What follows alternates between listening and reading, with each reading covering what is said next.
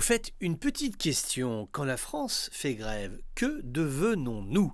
C'est vrai, comment s'organiser avec ce pays, locomotive de l'économie européenne, partenaire d'excellence des rives nord et sud de l'espace méditerranéen?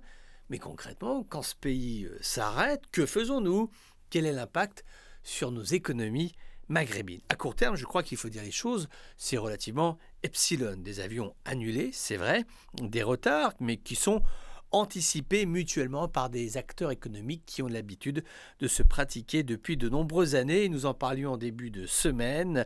Les grèves en décembre en France, c'est somme toute un classique. Avec le temps, tout le monde a appris à faire avec. Maintenant, sur le moyen terme, cela impacte la dynamique des échanges, des réunions sont reportées, des signatures, des discussions qui devaient avoir lieu sont remises à la semaine prochaine. Rien de grave, c'est certain, mais une gêne, une récurrence qui, pour le coup, sur le long terme, pourrait finir par ternir l'image de la France. Tu sais, l'Afrique est devenue un théâtre très concurrentiel entre opérateurs européens et asiatiques notamment. Le monde des affaires pratique depuis toujours le mieux-disant. Le business se fait là où le climat est favorable. Aujourd'hui, les syndicats français qui prétendent défendre les salariés ne mesurent certainement pas toutes les conséquences de leurs arrêts de travail, conséquences économiques mais également conséquences politiques. Quelle image cela donne-t-il de la France?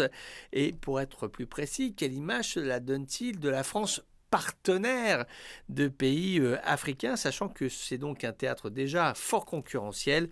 Allemagne, Espagne sont sur le continent et puis sinon bien évidemment côté asiatique nous avons la Chine et l'Inde. Donc lancer des mots d'ordre pour bloquer un pays, entamer un processus de négociation sur les retraites, un processus qui promet d'être long, eh bien cela représente un coût élevé. Certains diront que c'est le prix à payer pour la démocratie. Ce n'est pas faux d'ailleurs, on peut même se dire que c'est un luxe finalement que de pouvoir vivre autant de grèves. Maintenant, croire qu'on réussit toujours à passer entre les gouttes sans essuyer de revers économiques, c'est un pari auquel je ne me hasarderai pas.